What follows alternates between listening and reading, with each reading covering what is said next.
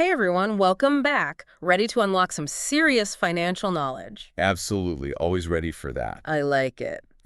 Today's deep dive, we're cracking the code to financial freedom Yeah. with inversion. Claves para alcanzar la libertad financiera. It's a mouthful, right? It is a mouthful. But don't worry, we're going to break it all down, even if your Spanish is a little rusty. We'll make sure to give you those golden nuggets of financial wisdom. Yeah, it's a really practical guide. I think regardless of, where you are in your financial journey right now, there's some really actionable advice in there. Perfect. Yep. So let's dive right in. Okay. Right off the bat, this book, it throws down a pretty bold statement. Okay. Job security, Yeah. it's an illusion. They're basically saying relying only on a paycheck, it's like building your financial house on, a foundation of sand. Right. What do you make of that? I mean, it's definitely a wake-up call. Mm-hmm. And they kind of connect it to, some larger economic trends. They talk about what happened, in Spain with the 2008 crisis, or even more recently with the pandemic. Those seemingly quote-unquote safe jobs, Right. they can vanish pretty quickly Yeah. when you least expect it. Yeah. It's a bit unsettling, Yeah. but it's a reality check. You know, it makes you realize you really can't just assume that that job will always be there. Right. So what do they suggest instead? Like, do we all need to become entrepreneurs or? Well, I mean, not necessarily, but it is about, taking control of your financial future. And so the book, it really emphasizes building what they call estabilidad financiera, which basically means like having that financial safety net, Okay. enough savings to handle those unexpected bumps in the road Got it. without going into debt. Okay. So like having a financial cushion. Yeah. A buffer zone. Exactly. Okay, totally Just that fitting. peace of mind, knowing you can handle, whatever life throws your way. Exactly. It's about having that peace of mind. So how much are they specific at all about like how much you should have in that? Yeah, so they actually recommend, having a separate account for it. So, you're not tempted to dip in for, say, like a last-minute vacation or something. It's about being, strategic and disciplined. Yeah. That's a really good point. I like that. Have a separate account because it's really easy to say, oh, yeah, I'll save. But if it's all kind of jumbled together, Right. it's a lot easier to dip into it. Exactly. So, okay, but it's not all about penny pinching. Right. Right. What else do they say about kind of building that wealth? So they dive into this really intriguing concept. Increasing your income is actually more effective than just cutting expenses. Okay. It's about working smarter, not just harder. Okay. They talk about, shifting from active income, where you're essentially trading your time for money, to passive income, Okay. where your money's working for you, Ooh, I like that. even while you sleep. No, that's what I'm talking about. Passive income. That sounds like the dream. Right. What kind of things are we talking about? So they get into, different investment opportunities. But first, they challenge that traditional idea of just, stashing your cash in a savings account. Right. Especially with inflation, you might be losing purchasing power over time. Yeah. So it's not enough to just save. You have to make your money work for you. Exactly. Which makes total sense. But how do they suggest doing that? They introduce what they call the magic of compound interest, Okay. which is essentially, it's like a snowball effect. Yeah, got it. The earlier you start investing, even if it's a small amount, Yeah. the more time it has to grow exponentially. It's like that saying, the best time to plant a tree was 20 years ago. The next best time is today. Exactly. So time really is on your side when it comes to investing. Absolutely. Yeah. And they really, drive that point home. Throughout the book, they even have this cool visual they call the three-tiered pyramid of financial well-being. Okay, I'm intrigued. Tell me more about this pyramid. What's it all about? So it's basically a way to visualize the different stages of financial security. Okay. So like at the bottom, you have dependencia financiera, Okay. where you're living paycheck to paycheck. Right. Above that, you have the estabilidad financiera Yeah. that we were just talking about. That's stability and security. Right. And then at the very top, the peak of the pyramid is seguridad financiera, true financial independence, Got it. where you have enough wealth to live life on your terms. Okay, so it's like a roadmap Yeah. showing you, here are the steps to climb that pyramid, to Wow. reach that financial summit. But they're not just talking about like piles of money, right? It's about what that money allows you to do. Exactly. It's about freedom. It's about choices. Yes. It's about having the option to work because you want to, not because you have to. No, that's a goal worth striving for. It seems like Yeah. they're really emphasizing a shift in mindset too, right? Absolutely. They talk about, like, tackling those limiting beliefs that can hold you back. Right. It's about embracing a growth mindset, Yeah. constantly learning, and seeing money as a tool to design your ideal life. So it's about confronting your own relationship with money and really getting clear on, like, what are your financial goals? What are your values? Right. They emphasize that financial freedom is a journey, not a destination. It's about making those conscious choices aligned with what truly matters to you. Absolutely. And it seems like investing plays a big role in that journey. And they do cover quite a few different investment options in the book, don't they? We do. Everything from the stock market to real estate and even some alternative investments that might surprise you. Okay. We're going to get into all of that. But before we dive into the specifics of it, let's take a quick break. We'll be right back. And we're back, diving deeper into inversion. Claves para alcanzar la libertad financiera. Now, before the break, we were starting to get into some of those specific investment options they discuss in the book. Right, because they cover a lot. They cover a lot. But before diving into specifics, they lay some really important groundwork.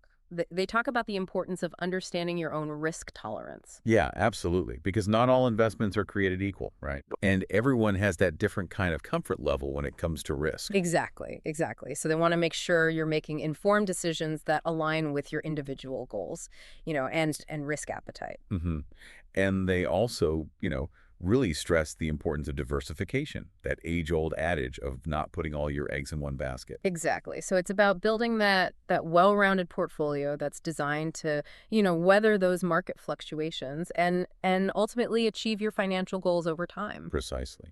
And they even dedicate a whole section to the psychology of investing. Oh, Yeah, exploring those cognitive biases that can, like, totally sabotage even the best laid plans. yeah. They spent a good chunk of time on kind of like the mental game of investing because it's not just about the numbers, is it?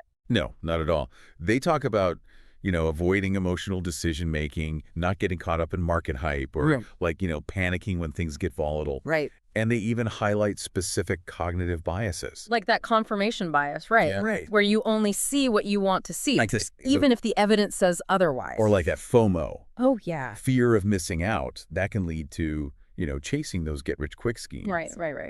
So they really emphasize the importance of, having that clear investment plan, sticking to it, and not letting your emotions kind of drive the bus. It's about being disciplined and rational, even when the market feels like a roller coaster, right? Exactly. Okay, so beyond stocks, they also get into real estate, which can seem, a bit daunting for a lot of people. What kind of insights do they offer there? So they actually break it down quite nicely, starting with that, familiar buy-to-let strategy where you purchase a property and you rent it out for passive income. Right. They even talk about leveraging, which is like using borrowed money to potentially amplify your returns. Okay, so it's like using a financial lever to lift heavier weights. But you have to be careful not to, tip the scales too far, right? Exactly. Do they get into any other real estate strategies? They do. They mention this interesting concept called compra para renovación y venta en el corto plazo, which is basically like flipping a house. Okay. So you buy a property that needs work, renovate it, and then sell it for hopefully a profit. That sounds intense, potentially lucrative if you know what you're doing. Right. And they emphasize, like, the importance of careful planning, accurate cost estimates, understanding those local market trends. Right. If you're considering that route. So not for the faint of heart. Definitely not. What about those alternative investments they mentioned? Things beyond the usual stocks, bonds, real estate. That's what I'm really curious about. Okay. They definitely don't shy away from those, less conventional options. They dedicate a significant portion to exploring investments like fine wines Okay. and whiskey. Okay, that's what I'm talking about. Right. Tell me more about investing in fine wines and whiskey. So it might seem, surprising, Yeah. but they make a really compelling case for these as, like, tangible assets. They explain that certain, high-quality wines and whiskeys, especially rare or limited edition bottles, Yeah. can appreciate significantly in value Okay. over time. Mm. They even mentioned some online platforms where you can actually buy and sell these, Oh, wow. making it more accessible for individual investors. Interesting. So it's not just about building a personal collection. It's like strategically investing in these assets that have a proven track record of increasing in value. Exactly, yeah. Yeah. They do emphasize the importance of proper storage and insurance Right, of course. to protect your Of investment. course, you don't want to be investing in, $1,000 bottles of wine and then, not storing them properly. Exactly, exactly. And, like with any investment, thorough research, due diligence, Oh, of course, of course. crucial. You don't want to get caught up in a scam or fall for, unrealistic promises. Do they cover any other alternative investments? They do. They talk about crowdfunding as a way to invest in real estate or even startups, Okay. which can be an exciting way to kind of diversify your portfolio. So crowdfunding, you're essentially pooling your money with others to invest in projects Mm. or companies you believe in. Mm. That's a great way to get involved in things you might not have access to otherwise. Exactly. And they explain how those crowdfunding platforms actually connect investors with those entrepreneurs or developers who are seeking funding. Right. And they highlight that potential for high returns. Right. But, they also caution, of course, that it comes with higher risk. Right. So again, it's all about doing your research, understanding the risks involved before just jumping in. They're really encouraging people to be, informed strategic investors, not just throwing darts at a board. Absolutely, yeah. They stress that financial freedom is about making those conscious, educated decisions Right. that align with your individual goals and your risk tolerance. Yeah, yeah. And they even have this really helpful chapter called Crafting Your Personal Investment Strategy. Okay, so how do they guide readers through that process? Because it sounds a little overwhelming, to create your own investment strategy. So they actually break it down really well. It all starts with self-awareness, understanding your own risk tolerance, those financial goals, your investment timeline. Right. They even provide a worksheet to help you kind of define those things, So it's like a personalized roadmap. guiding you towards those goals, but based on your own unique situation. Exactly. And they don't just leave you hanging there. Okay. They provide examples of different portfolio allocations, from conservative to more aggressive, depending on your risk appetite. So it's not like a one-size-fits-all. Yeah. They're encouraging readers to create something that aligns with their own, unique circumstances, goals. Precisely. And they don't just stop at creating the plan. They talk about the importance of regularly monitoring your investments and making adjustments as needed. Okay. They call this composición de cartera. Essentially actively managing your portfolio. Right. So it's not just a set it and forget it approach. No, not at all. It's about staying engaged and adapting your strategy as life throws you curveballs, right? So, Now, I know they cover a lot of information in this book. yeah. Do they make it accessible for someone who's new to investing? They really do a fantastic job of explaining these, sometimes complex financial concepts in a really clear, concise way. They use simple language, real-world examples. That's so important because no one wants to feel lost in a sea of financial jargon. Yeah, no one wants to pick up a book about investing, and it's just you need a dictionary just to understand what they're talking about. Exactly. And if you do come across a term you're not familiar with, they even include a glossary at the end of the book. Oh, perfect. Yeah, they go above and beyond to make sure everyone feels empowered I like it. to take control. That's awesome. So it sounds like they've really thought about how to make this information, accessible. Empowering for everyone, regardless of their background. But with all these different investment strategies and options, do they give any guidance on how much money you actually need to get started? Because I think there's this misconception that you need a ton of money to start investing. Yeah, absolutely. And they actually debunk that myth. Okay, good. Yeah. They highlight this really simple but powerful concept they call the snowball effect of early investing. Okay.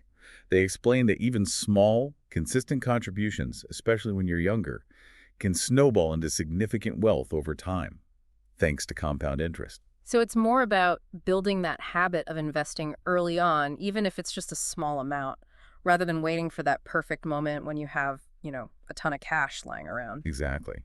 Time is your greatest ally when it comes to investing, so the sooner you start, the more you benefit. It's like they said, that's your superpower is compound interest if you start early enough. Exactly. And they have this great analogy comparing it to a snowball rolling down a hill. Okay. The earlier you start rolling that snowball, Yeah. the bigger it gets over time. That's a great visual. I like that. Right? Yeah. It really highlights that importance of starting early, even if it feels insignificant at first. But they do offer some guidance for those who are like, okay, but how much do I actually need to achieve true financial They independence? do. They introduce something called the 4% rule, Mm-hmm. which suggests that you can safely withdraw 4% of your investment portfolio each year without depleting your principal. Okay. So, for example, if you need 2,000 euros per month to cover your expenses, you would need to have at least 600,000 invested to achieve that financial freedom.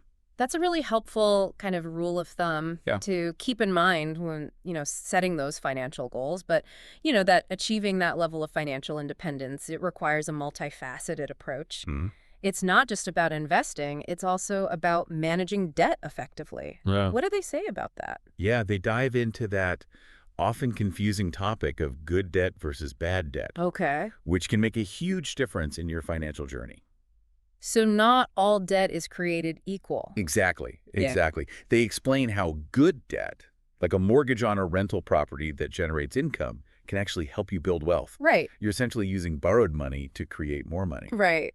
On the flip side, bad debt, like that high-interest credit card debt, that can drain your finances and keep you stuck. Yeah. It's about being strategic Exactly. and mindful about the types of debt you take on, making sure that they're working for you, not against you. Yes, absolutely. Now, speaking of using debt strategically, they also talk about this concept called the power of leverage. What's that all about? So they explain how leverage, when used wisely, can be a really powerful tool to amplify your returns. Okay. It's essentially about controlling a larger asset with a smaller amount of your own money. They give examples of how it works in real estate, business, even stock market investing. So it's like, again, we were talking about those levers. Yes. It's like using that financial lever to lift those heavier weights. Mm-hmm. But like you said, you have to be careful not to over leverage Of course. and risk losing your balance. Absolutely. Yeah. It's about using leverage strategically, not recklessly, to potentially accelerate your path towards financial freedom. Love it. Love it. So it sounds like, this book is packed with, valuable insights, Mm-hmm. practical strategies. Yeah. But it's not just about the technical stuff either, right? Right. They also really emphasize the importance of mindset, Mm-hmm. personal growth when it comes to finances. And I think that's so crucial. Absolutely. And they dedicate, a whole section to this, highlighting how your mindset can either help or hinder, Yeah. your financial progress. Absolutely. They really encourage readers to cultivate that growth mindset, embrace lifelong learning, believe in their ability to achieve those financial goals. That makes total sense because, if you don't believe you can achieve something, you're much less likely to actually take the steps to make it happen, right? Exactly. Exactly. Yeah. And they don't just talk about it. They offer practical tips for shifting your mindset, Okay. like surrounding yourself with supportive people, challenging those limiting beliefs, celebrating your successes along the way. So it's about creating that positive and empowering internal environment to support your financial journey. Yes, exactly. Now, I imagine, some listeners might be feeling a bit overwhelmed Yeah. with all this information. Right. Do they offer any guidance for kind of putting it all into action? They do. They emphasize that the key is to take action, Okay. even small steps. Love it. And they provide a clear action plan to help readers get started. They break down the process into manageable chunks, Okay. starting with creating a budget, setting those financial goals, gradually building that investment portfolio. So it's not about doing everything at once. No. It's about taking those first steps, building momentum over time. Exactly. And they also offer a ton of resources to support readers on their journey, Oh, nice. Like what? including a list of recommended books, websites, podcasts. Yeah. They even mention, financial advisors. Oh, wow. So it's like they're giving you a whole toolbox Yes. of resources to help you kind of build your knowledge, create that plan that works for you. Exactly. Yeah. And they encourage readers to connect with others who are on a similar path, Oh, I like that. right? Joining online communities, attending workshops, or even just talking to, friends and family about your financial goals. Right. It's easy to feel very alone Yes. in your financial journey, but there's a whole community of people out there, who are striving for the same things. Absolutely. Absolutely. And, they really leave readers with this powerful message that financial freedom is not a pipe dream. Yeah. It's achievable for anyone who is willing to put in the effort, make those conscious choices, and adopt that mindset of growth and abundance. It's about really taking control of your financial future, designing a life that you love, that is filled with purpose, freedom, and fulfillment. Yes, exactly. Inversion isn't just a guide to investing. It's a roadmap to a richer life. Nicely said, nicely said. So, if you are ready to start building your own path to financial freedom, inversion. Claves para alcanzar la libertad financiera is a great place to begin. Absolutely, yeah. It's packed with practical advice, actionable strategies, and those inspiring insights to help you unlock your financial potential, create a life of abundance and possibility. And remember, the most important step is that first one. So, what is one small action you can take today to move closer to those financial goals? I think that's a great thing for everyone to kind of reflect on as we wrap up. Keep learning, keep growing, and keep believing in your ability to achieve financial freedom. Love that. That's a great message to end on. Thanks for joining us on this deep dive, and until next time, happy investing.